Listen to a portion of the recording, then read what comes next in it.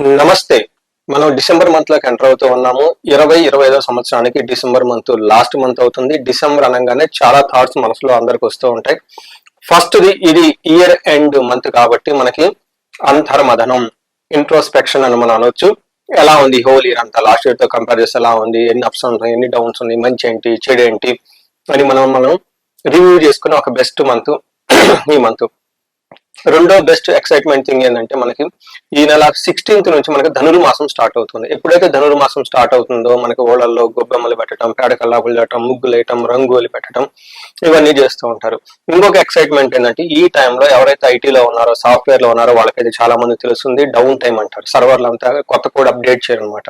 వాళ్ళకు 10-15 days vacations లాగా ఇస్తూ ఉంటారు. ఈ టైంలో హెచ్ఆర్ కూడా వెకేషన్కి వెళ్ళమని వాళ్ళు అడిగి లీవ్స్ ఎక్కువ ఇస్తూ ఉంటారు.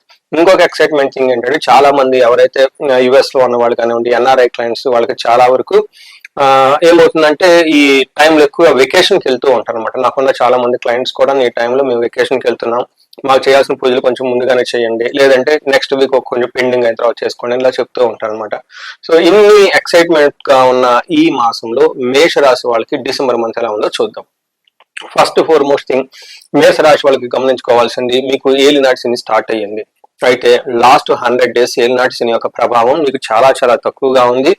ఎందుకంటే శని మీకు తిరోగమనం బ్యాక్ సైడ్ వెళ్ళిపోవడంతో. అయితే ఈ మంత్ బిగినింగ్ నుంచి శని మళ్ళా నార్మల్ అయ్యి వస్తూ ఉన్నారు. అయితే ఈ టైంలో మళ్ళా ఏలినాటి శని యొక్క ప్రభావం మీ మీద పడే అవకాశం చాలా ఎక్కువగా ఉంది. ఏ విధంగా అంటే మీకు జాబ్ లో కష్టంగా ఉండే అవకాశం ఎక్కువగా ఉంటుంది, రిలేషన్షిప్స్ ప్రాబ్లమ్స్ అయ్యే అవకాశం ఉంటుంది. టోటల్ గా ఏదో ఒక విధానంలో అన్సర్టినిటీ ఎక్కువగా ఉండి ఇబ్బందులు ఫేస్ చేసే అవకాశం చాలా ఉంటుంది. ఇంకొక ముఖ్యమైన విషయం, ఈ మేషరాశితో పాటు మీ ఇంట్లో ఎవరైనా మీనరాశి, కుంభరాశి, ధనుసు రాశి, సింహరాశి ఉంటే ప్రాబ్లమ్స్ ఇంకా అధికమయ్యే అవకాశం ఉంటుంది. ఈ రాశిలో ఉన్న ఇద్దరు భార్యాభర్తల స్పౌజెస్ ఎవరికైనా కనుక ఈ రాశులు ఇద్దరికి ఉంటే ఇంకా ప్రాబ్లమ్స్ అధికంగా ఉండే అవకాశం ఉంటుంది. మిగతా గ్రహాల వైజ్ గా మనం చూసుకుంటే ఈ డిసెంబర్ మంత్ ఎలా ఉంటుంది, డిసెంబర్ మంత్ కనుక చూసుకుంటే మీకు ఒక 70% పాజిటివ్ గా ఉంటుంది, ఒక 30% ఛాలెంజింగ్ గా ఉండే అవకాశం ఎక్కువ ఉంటుంది. మనం డీటెయిల్స్ చూద్దాం. ఫస్ట్ ఈ డిసెంబర్ మంత్ లో మనకు 5 గ్రహాలు మారుతున్నాయి. అందులో గురువు, సూర్యుడు, కుజుడు, మంగళుడు, శుక్రుడు, 5 గ్రహాల యొక్క చేంజ్ ఈ రాశి మీద ఉండబోతున్నాయి. మనకు సూక్ష్మ గోచారం, లఘు గోచారం అనే కాన్సెప్ట్ లో చూస్తే ఈ 5 గ్రహాల ద్వారా ఏ గ్రహం ఎలాంటి రిజల్ట్స్ ఇచ్చిందో మనం చూద్దాం. ఫస్ట్ వీళ్ళకి ఇప్పటిదాకా ఏదైనా ద్వేషపూరితమైన వాతావరణం ఉంటే ఈ వాతావరణం నుంచి అలాంటి వాతావరణం తగ్గిపోయి నార్మల్ అయ్యే అవకాశం ఎక్కువగా ఉంటుంది. వీళ్ళకి కుజుడు కొంచెం శారీరకంగా ఇబ్బంది పెట్టే అవకాశం ఎక్కువ ఉంటుంది. బుధుడు వల్ల పుత్ర లాభం, అర్ధ లాభం అని చెప్తూ ఉంటారు. పిల్లల ద్వారా కానివ్వండి, ధనధాన్యం వీటి వాటికి సంబంధించి మంచి ఉండే అవకాశం ఎక్కువ ఉంటుంది.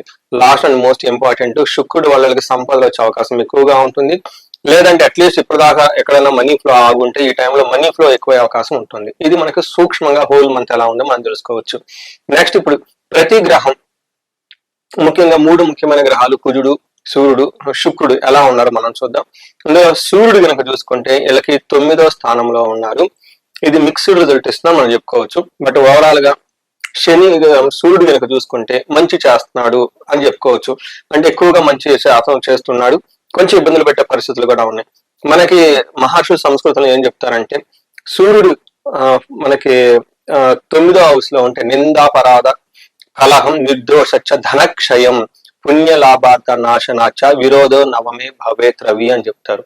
అంటే 9వ ఇంట్లో కనుక సూర్యుడు ఉంటే వీళ్ళకి నిందాపరాధ అంటే వీళ్ళకి ఎలాంటి తప్పు లేకపోయినా నిందలు వచ్చే అవకాశం ఎక్కువగా ఉంటుంది. వీళ్ళు నిర్దోషి కానీ వీళ్ళు దోషి, గిల్టీ ఫెలో అనే ఒక ముద్రపడే అవకాశం ఎక్కువగా ఉంటుంది. డబ్బును కోల్పోయే అవకాశం ఎక్కువ ఉంటుంది.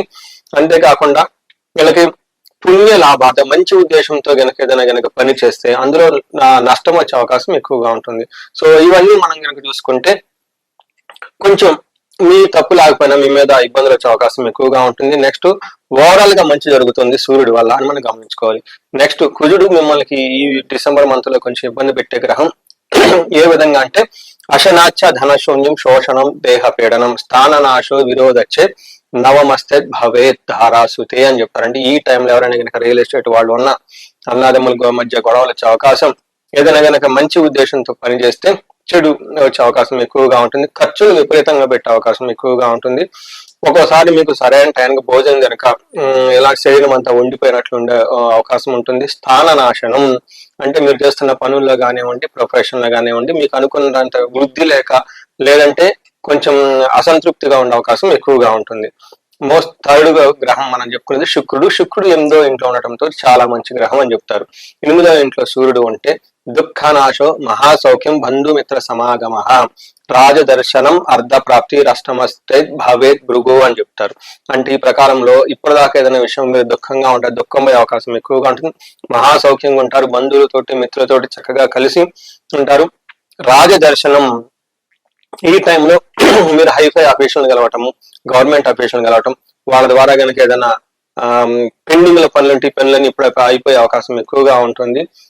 ఇవి ఓవరాల్ గా కనిపిస్తుంటే టైంలో ఫుడ్ తినడానికి చక్కగా ఉంటుంది. అంటే ఇక్కడ మీకు సూర్యుడు మంచి రిజల్ట్ ఇస్తున్నాడు, శుక్రుడు మంచి రిజల్ట్ ఇస్తున్నాడు, బుధుడు మంచి రిజల్ట్ ఇస్తున్నారు. ఒక్క కుజుడు మాత్రం సరైన మంచి రిజల్ట్ ఇవ్వటం లేదు. ఆల్మోస్ట్ మీకు 70% బాగుంటుందని తెలుసుకోవాలి. సో ఇవన్నీ మనకి ఎక్కడెక్కడ మేజర్ గ్రహాలని వాటి వల్ల ఉపయోగం ప్లస్ మైనస్ పాయింట్ మనం తెలుసుకున్నాం.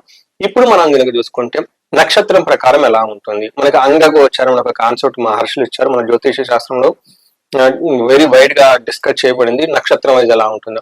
అశ్విని నక్షత్రం వాళ్ళకి రాజ్య లాభం, ప్రమోషన్స్ వచ్చే అవకాశం ఉంటుంది, వస్త్ర లాభం, షాపింగ్ చేసే అవకాశం ఉంటుంది. అయితే 2 ఛాలెంజెస్ ఉన్నాయి. ఒకటి దరిద్రము, అతి భయము. ఈ టైంలో చిన్న చిన్న వాటికి అతిగా భయపడే అవకాశం ఎక్కువగా ఉంటుంది. రెండోది ఫైనాన్షియల్ గా క్రైసిస్ వచ్చే అవకాశం ఎక్కువగా ఉంటుంది. వెకేషన్ గా ఎక్కడైనా ప్లాన్ చేసుకున్నప్పుడు సరైన ఫైనాన్స్ అందుబాటులో విధంగా ప్లాన్ చేసుకోండి. నెక్స్ట్ భరణి నక్షత్రం వాళ్ళకి లాభప్రదంగా ఉంటుంది, ప్రమోషన్స్ వచ్చే అవకాశం ఎక్కువగా ఉంటుంది, రాజ్య లాభము, విశేషమైన మీకు ఈ టైంలో ప్రమోషన్స్ వచ్చే అవకాశం ఎక్కువగా ఉంటుంది. హెల్త్ విషయంలో జాగ్రత్తగా ఉండాలి. నెక్స్ట్ అతిగా భయపడే అవకాశం ఎక్కువ ఉంటుంది, కొంచెం ఫైనాన్షియల్ క్రైసిస్ చూపిస్తుంది. నెక్స్ట్ కృతికా నక్షత్రం వాళ్ళకి లాభప్రదంగా ఉంటుంది, ప్రమోషన్స్ వచ్చే అవకాశం ఎక్కువ ఉంటుంది, కొంచెం హెల్త్ విషయంలో జాగ్రత్తగా ఉండాలి. ప్లస్ ఫైనాన్షియల్ విషయంలో ఇబ్బంది పడే అవకాశం ఎక్కువగా ఉంది. ఆల్టర్నేటివ్ గా ఫైనాన్స్ తీసుకోవటం, లేదంటే ఖర్చులు తగ్గించుకోవటం, అతిగా ఖర్చులు ఫైనాన్షియల్ మ్యాటర్స్ లో కనుక మీరు చూస్తే మళ్ళా ఆల్టర్నేటివ్ గా లేదంటే ప్లాన్స్ ఇంకా ఏమైనా ఉంటే దానికి సంబంధించిన అన్సర్టినిటీని క్రియేట్ చేయడానికి కొంచెం ఫైనాన్స్ పెట్టుకోవడం చాలా అవసరం. ఇది కాకుండా కృతికా నక్షత్రం వాళ్ళకి కార్యహాని, గాయాలయ్యే అవకాశం ఎక్కువగా ఉంటుంది. భరణి నక్షత్రం వాళ్ళు కూడా గాయాలయ్యే అవకాశం ఎక్కువ ఉంటుంది. భరణి నక్షత్రం వాళ్ళు కొంచెం ఈ 3 నక్షత్రాల గురించి జాగ్రత్తగా ఉండటం ఎంతైనా అవసరం. సో తెలుసుకున్నారు కదండి మనకి టెక్నికల్ గా ఎలా ఉంటుంది ఏంటి అనేది. పరిహారాలు కనుక చూసుకుంటే మీరు కుజుడు కొంచెం బాగా ఇబ్బంది పెట్టే విధంగా ఉన్నారు. కందరు 1 కేజీ గుళ్ళో దానం చేయటం, సుబ్రహ్మణ్యేశ్వర స్వామి గుళ్ళు విజిట్ చేయటం, లేదంటే కనకదుర్గమ్మ గుడికి సంబంధించిన, దుర్గాదేవికి సంబంధించిన ఏదైనా గుడిని విజిట్ చేస్తూ ఉంటే చాలా చక్కగా ఉంటుంది. దీనితో పాటు ఈ రాశి వాళ్ళకి ఏలినాటి శని నడుస్తుంది, చాలా ప్రాబ్లమ్స్ ఫేస్ చేసే అవకాశం ఎక్కువగా ఉంటుంది. ఏలినాటి శని ప్రభావంతో శనికి సంబంధించిన సంపూర్ణ శాంతి పూజలు చెప్పుకోవడం చాలా చాలా ఇంపార్టెంట్. శని పాశుపత అభిషేకం చేసుకోవడం ఇంకా ఇంపార్టెంట్. వీటితో పాటు శనికి సంబంధించి శని పిప్పలాద స్తోత్రం అని ఉంటుంది, ఉదయం సాయంత్రం చదవటం చాలా చాలా ఇంపార్టెంట్. ఎవ్రీ సాటర్డే శనికి తైలాభిషేకం చేయించుకోవటం, ప్రతిరోజు హనుమాన్ చాలీసా చేయించుకోవడం చాలా ముఖ్యం. ఇందులో మీరు చేయగలిగినది శని పిప్పలాద స్తోత్రం చదవటం, ఉదయం సాయంత్రం హనుమాన్ చాలీసా చదవటం, శనివారం శని మీ చేతులతో తైలాభిషేకం చేయటం మీరు చేసుకోగలరు. మీరు చేయలేనివి మీకు దగ్గరలో ఉన్న బ్రాహ్మణోత్తములు కానీ పండితులు కానీ అప్రోచ్ చెయ్యి, వాళ్ళ ద్వారా మీరు శనికి సంబంధించిన సంపూర్ణ శాంతి పూజలు చేయించుకోవటం, జపాలు చేయటం, దానం చేయటం, హోమం చేయటం, వీటితో పాటు శని పాశుపత అభిషేకం చేయటం, దక్షిణ కాళీ అమ్మవారి యొక్క మూలమంత్రం ఒక 10,000 సార్లు జపం చేయించడం చేస్తే శనికి సంబంధించిన పీడలు ఎలాంటివి ఉన్నా కానీ పోతాయి. ఇవి కాకుండా ఇండివిజువల్ గా మీరు ఏదైనా ప్రాబ్లం ఫేస్ చేస్తూ ఉంటే, చాలా మందికి ధనానికి ఇబ్బంది పడుతుంటే స్వర్ణలక్ష్మి విశేష హోమం చేయించుకోవచ్చు.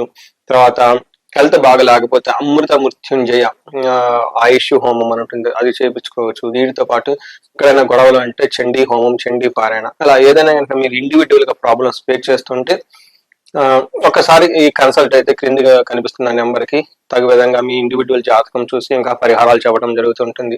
సో ఈ రాశి వాళ్ళు ఎన్ని బాధలు ఉన్నా కానీ న్యూ ఇయర్ రాబోతుంది కాబట్టి మీకు అష్టైశ్వర్యాలతోటి భోగభాగ్యాలతో తలతూగుతూ ఉన్నతంగా ఎదగాలని చెప్పేసి నేను కోరుకుంటున్నాను. నమస్తే.